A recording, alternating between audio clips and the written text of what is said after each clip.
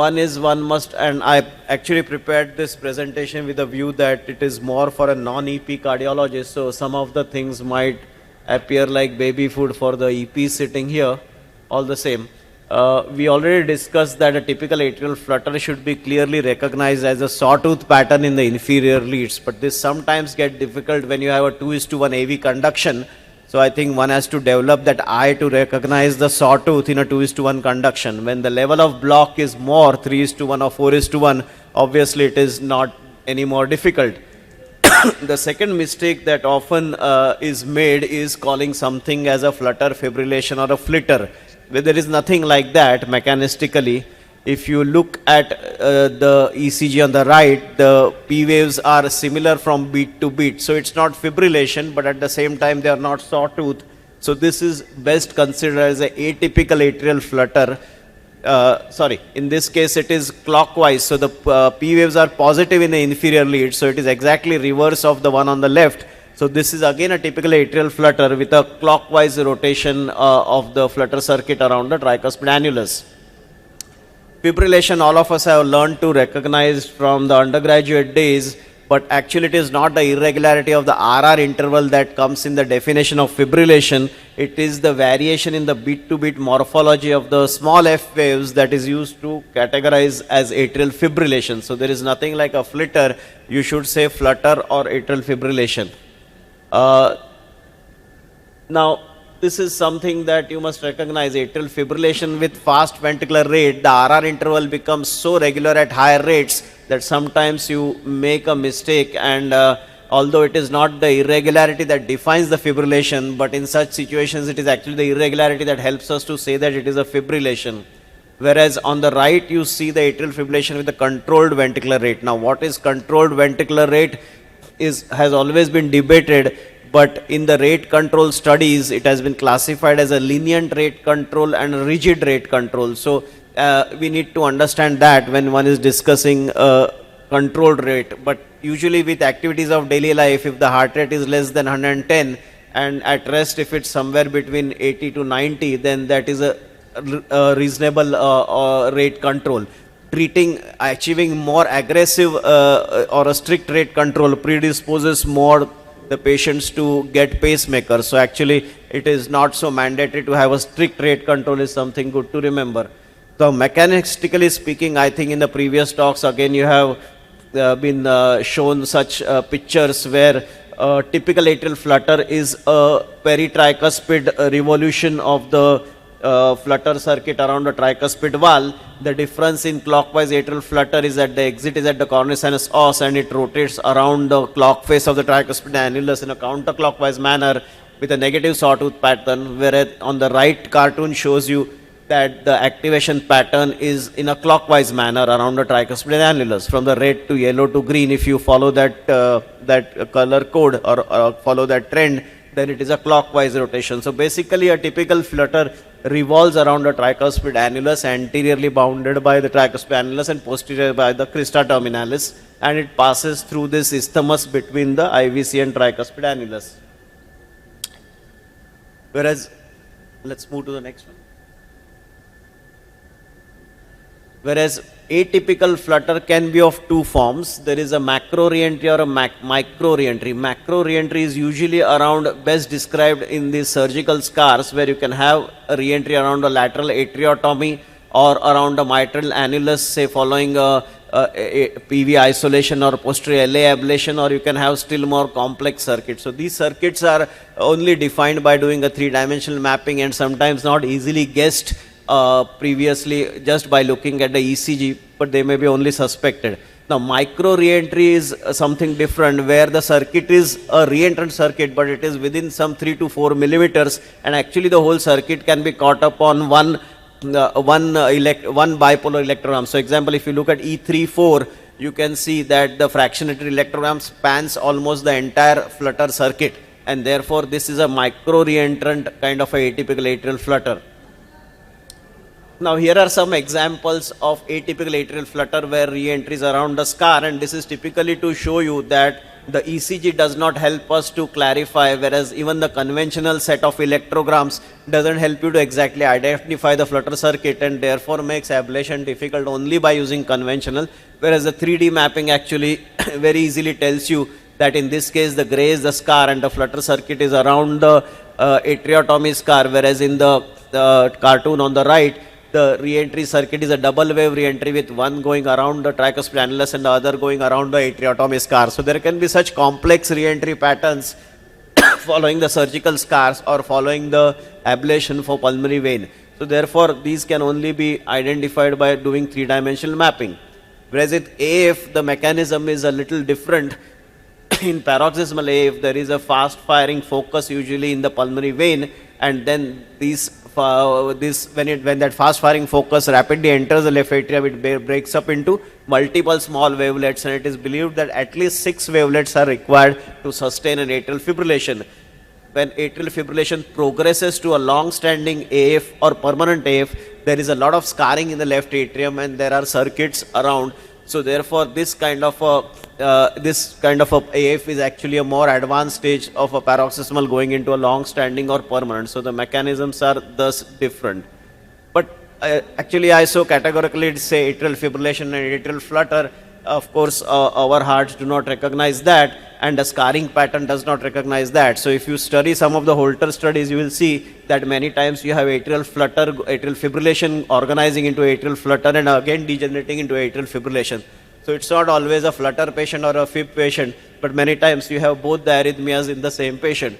And that's why some of these results of ablation. So many times when you do PVI isolation for AF, it is a common practice to do a isthmus line for atrial flutter, because these patients many times have atrial flutter at other times, or many times post AF ablation they develop atrial tachycardia with re-entry around those incisional scars or incisional re-entrant arrhythmias.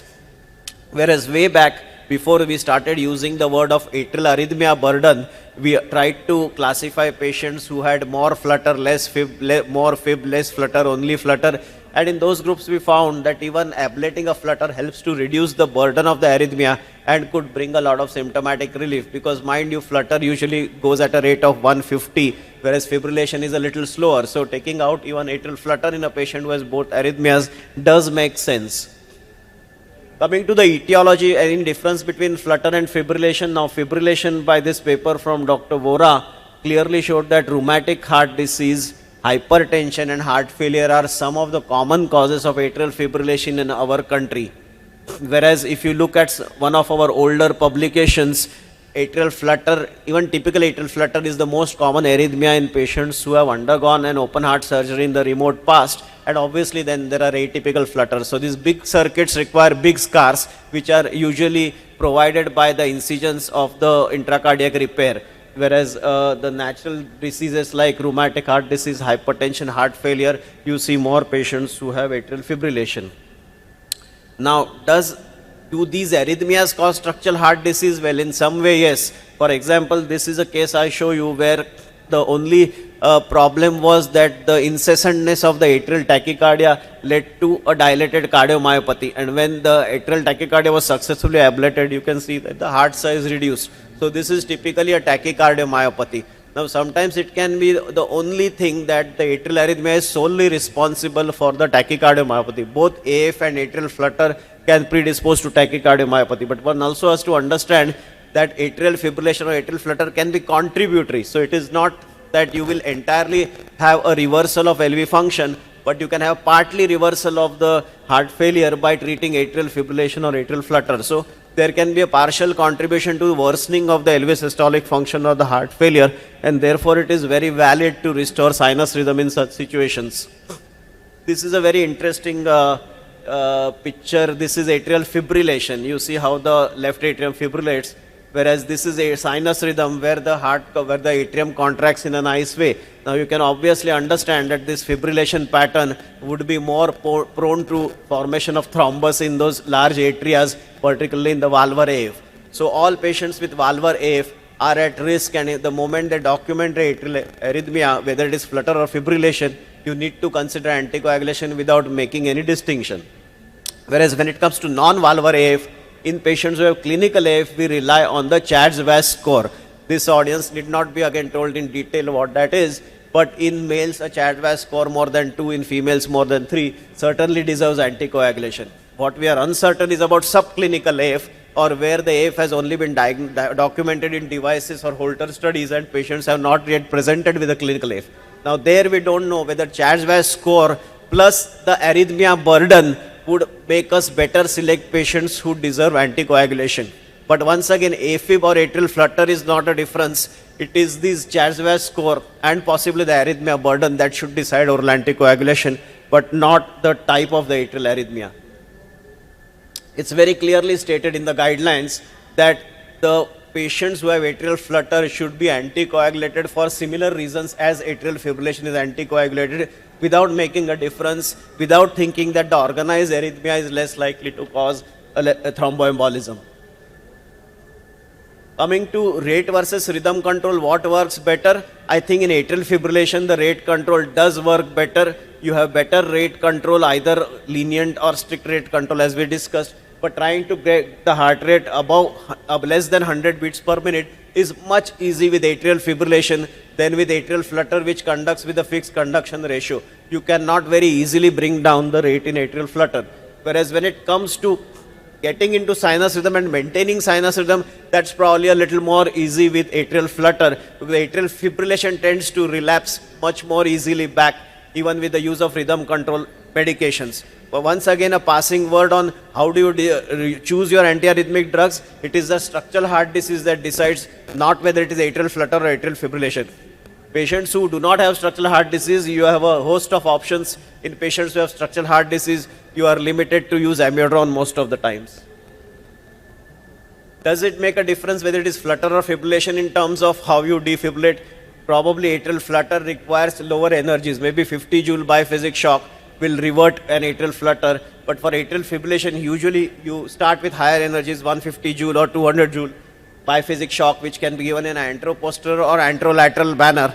But sometimes there are such resistant, long-standing atrial fibrillation that you may be required to do double sequential external defibrillation. So that is also something that you must remember, because if you are bent on achieving sinus rhythm, then at those times you must go all out. Sometimes we infuse ibutylide or cortisone and then cardiovert to achieve more cardioversion. So these are some of the tips that are useful when dealing with atrial fibrillation.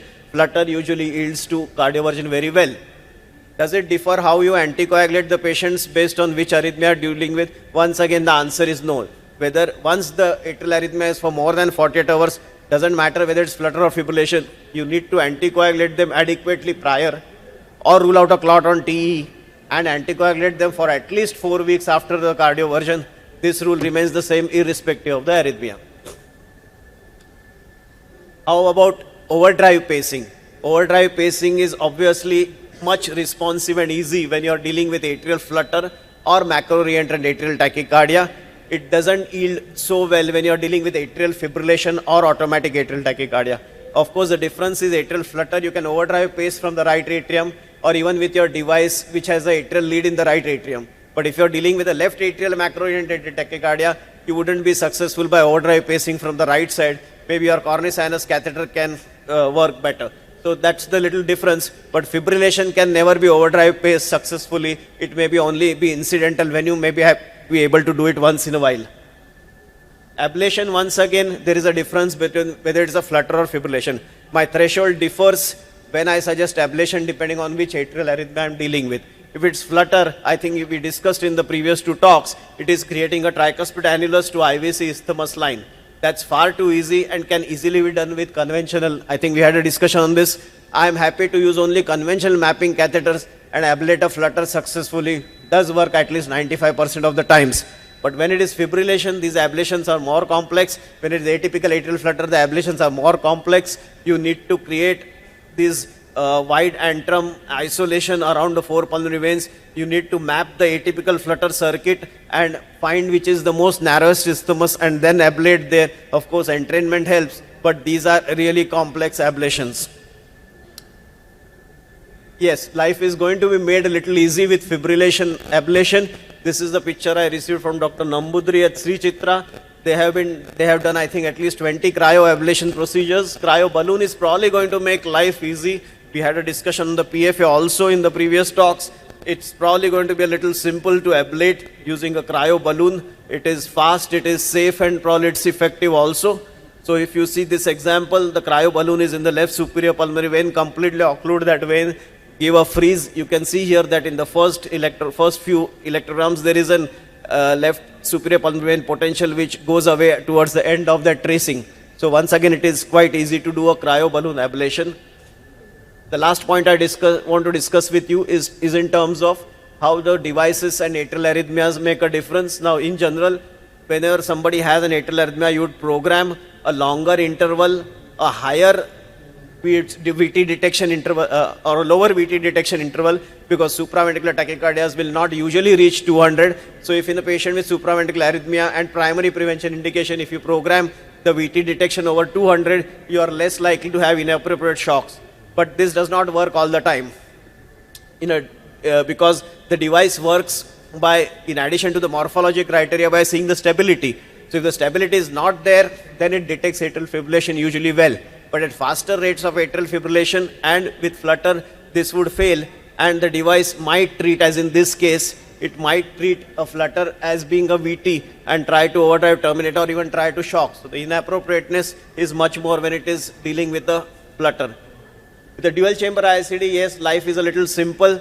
When the atrial electrograms are more than ventricular electrograms, it is obviously a atrial arrhythmia and the therapy would be withheld. But if when the A is equal to V, or when you have dual arrhythmias, then again the dual chamber device can get confused and you can have inappropriate therapies. So these are some of the differences between the two arrhythmias. What is different is that the mechanism of atrial flutter and atrial fibrillation is different. Flutter or atypical atrial flutter is more of a macro reentry. Fibrillation has multiple small wandering wavelets. Underlying structural heart disease is usually more in atrial fibrillation. Shock strength lesser in flutter, higher in atrial fibrillation.